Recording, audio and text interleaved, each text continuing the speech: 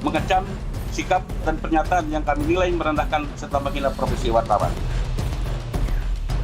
Dengan ini saya bertegas, saya tidak pernah menghina atau melecehkan organisasi wartawan. Pengacara Hotman Paris Hutapea kembali diadukan ke polisi akibat ucapannya yang dinilai menghina profesi wartawan. Usai PWI, kini Perkumpulan Media Independen Online atau MIO Indonesia melaporkan Hotman Paris ke Polda Metro Jaya. Menurut pihak MIO Indonesia, pernyataan Hotman bukan lagi semata-mata perbedaan pendapat dalam konferensi pers karena telah mempertanyakan kapasitas dan intelektualitas wartawan dengan ungkapan yang merendahkan.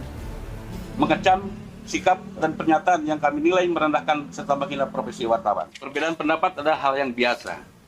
Kritik pertanyaan wartawan juga merupakan hal yang sah. Namun kritik tidak boleh berubah menjadi penghinaan terhadap profesi. Tetapi merendahkan profesi wartawan secara terbuka di hadapan publik adalah persoalan yang berbeda.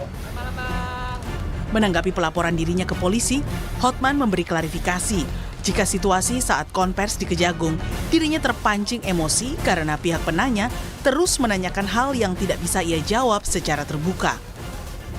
Dengan ini saya bertegas, saya tidak pernah menghina atau melecehkan organisasi wartawan, tidak pernah menghina PWI dan sebagainya. Ada seseorang laki-laki berdebat sama saya, dia tidak memperkenalkan dirinya. Dia mengatakan apa agenda tersembunyi dari lembaga tersebut. Dia menyebutkan nama institusi. Terus saya bilang, dari mana gua tahu apakah dia punya agenda atau tidak lembaga tersebut. Tapi dia ngotot terus. Dan dia juga tidak memperkenalkan dirinya. Dia tidak mengasih tahu apakah dia wartawan. Dia juga tidak bilang namanya. Dia juga tidak bilang bahwa dia dari organisasi manapun. Hingga kini, penyidikan kasus korupsi yang menyeret mantan Jampitsus Febri Adriansyah baru sebatas pemeriksaan Febri sebagai tersangka pada hari Jumat lalu. Kala itu, penyidik Kejagung baru memeriksa Febri dalam perkara korupsi PT Asabri dan memutuskan tidak menahan mantan Jampitsus itu.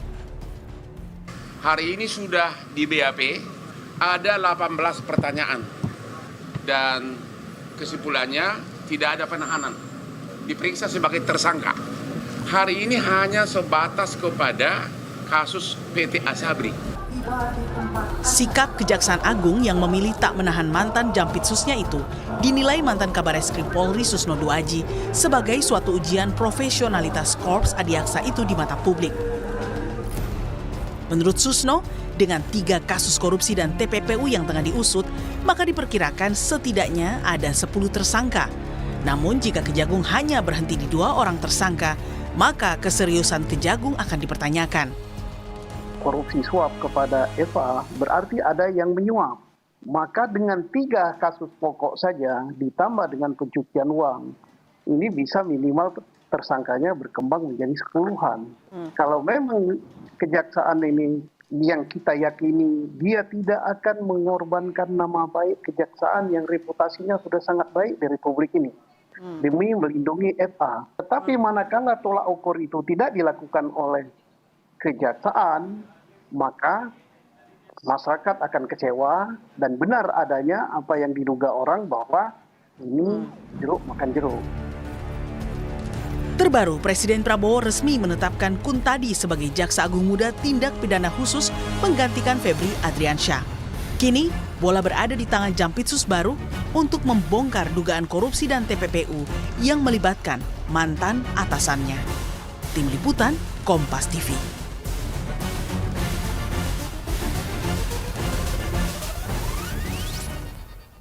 Ditunjuknya Kuntadi